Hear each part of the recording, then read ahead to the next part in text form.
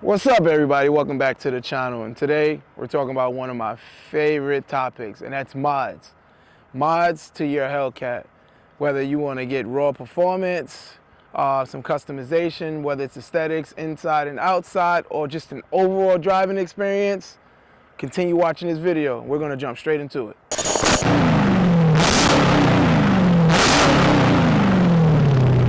Alright, so don't get me wrong. This car from factory is already a beast. It's a monster. 797 horsepower from factory is typically insane to think of that. Our grandparents are probably flipping and turning over in their bed or their graves. But there are some mods that can turn this car into a rocket. When I say rocket, I'm talking about literally a rocket, like into outer space. So what I'm going to do is I'm going to give you 5 mods that I've done to mine that ensure that your Hellcat turns into a rocket. The first mod, which is a cold air intake. Now, a lot of you probably like, man, that's a basic mod. It is. But what a lot of people don't understand is this cold air intake increases the airflow into the engine, which increases performance and throttle response. Now, a good cold air intake will also increase your supercharger whine.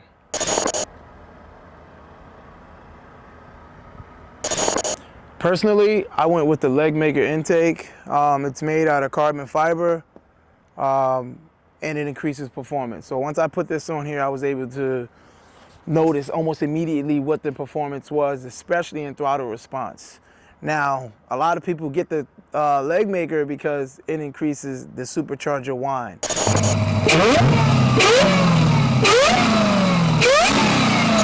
This is why I went with the leg maker. And this is why I vouch for leg maker. The second item, which I don't want to say Jimmy rigged, but I did something different. I turned my stock exhaust into a beast. Now, a lot of people go with an aftermarket exhaust. Some people go with the Borla, some people go with the Corsa. That makes these cars sound even meaner than what they look.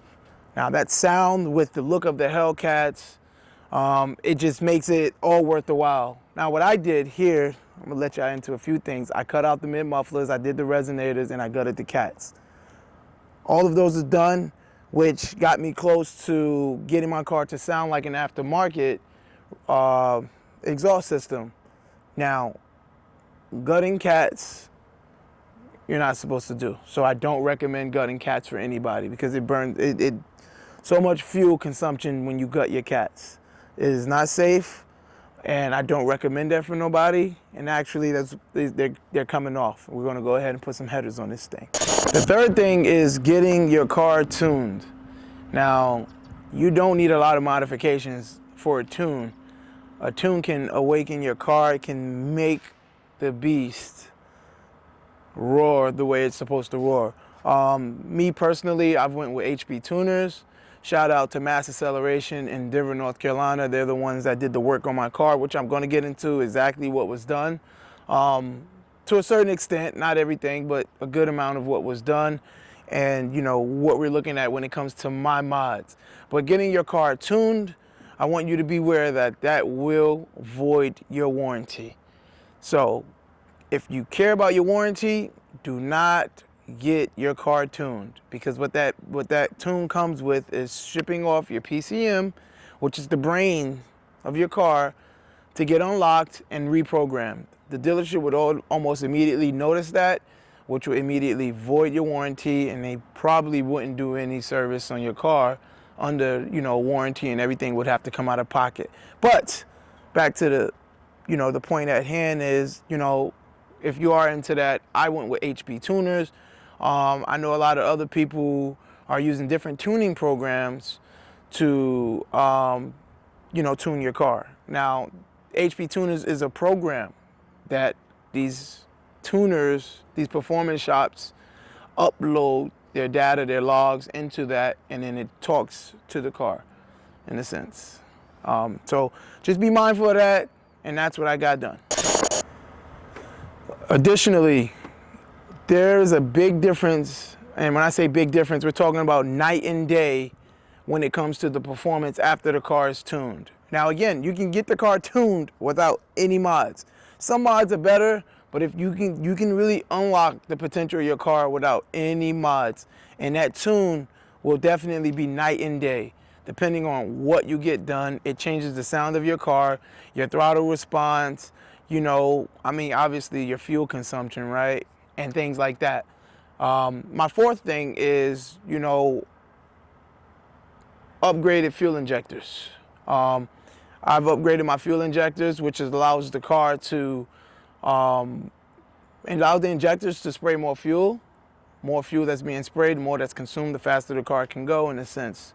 I'm not gonna get into all of the technology and logistics within the engine and how the combustion and all that stuff works. We're not gonna do that. This is not a video for that, but in a sense, that's what it's doing. You know, it's dumping more fuel, we're burning more fuel, allowing the car to go a little bit faster. So that's another something that you can do. Now, upgrading your fuel injectors does not void your warranty. I'm gonna repeat that. That does not void your warranty. Also, what I did was I got some spark plugs, you know, upgraded. That also doesn't void your warranty. Now, some dealerships out here may want to void your warranty if you do anything to the car. Just stop talking to them, go somewhere else, because it's really not that serious. So those are the things that, you know, I've got done, and let's talk about a few more. Another mod that I got done was an upper pulley.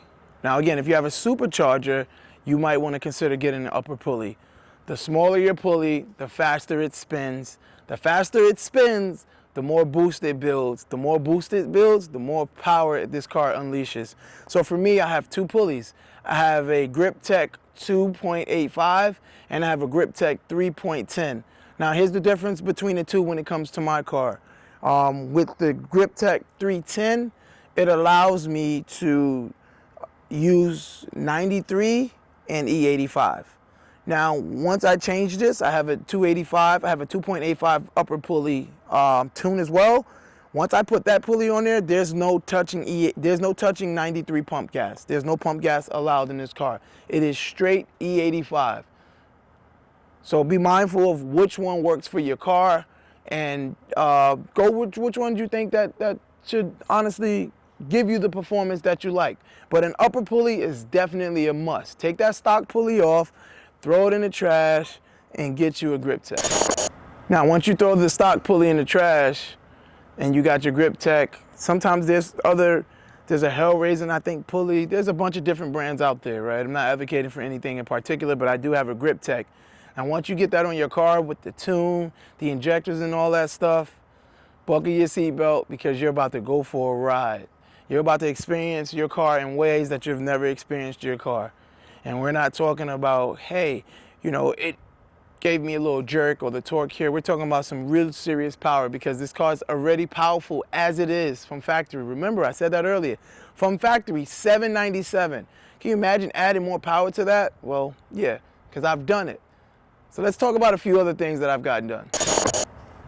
Additionally to the upper pulley, I failed to mention that the lower pulley as well. The lower pulley and upper pulley work together, and both of those pulleys working together allows your car to get even more power. So you can get a certain type of power with just the upper pulley, but if you also combine that with the lower pulley, I can guarantee you, you're gonna get what you need out of this car for sure. Now, you need to understand this too when you're doing these mods. You know, you always want your car to be durable.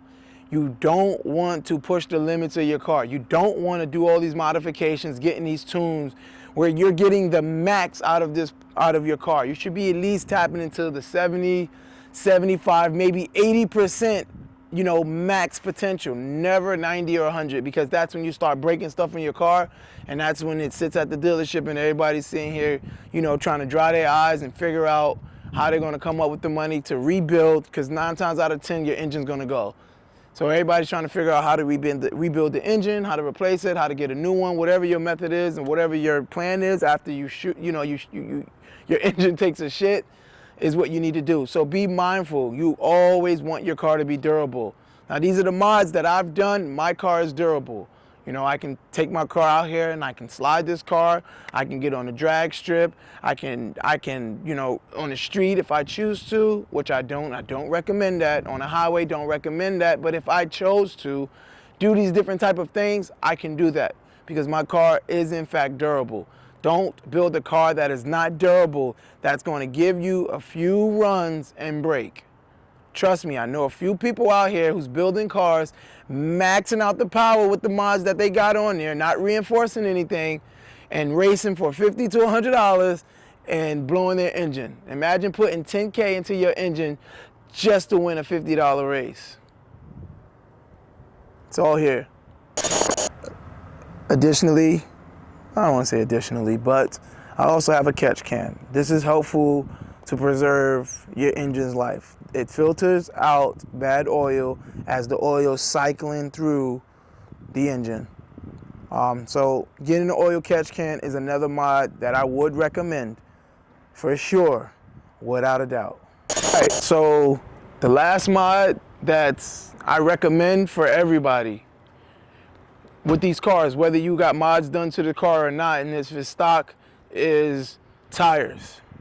We're not gonna look at the front tires, we're gonna look at the back tires. I have the Michelin Pilot the Michelin Pilot Sport Cup 2s. Now these are radials. These are spring, summer performance tires. These are 325/30/20s. These tires are made to grip. They're about $600-700 per tire.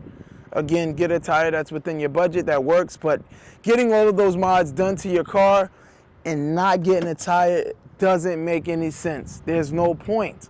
You might as well make a left turn every time you press the gas, because your car is gonna spin, it's not gonna grab any traction, and it's gonna go wherever the hell it wants to go. And then that's when your driving mod has to kick in and kind of course correct, what your car is doing.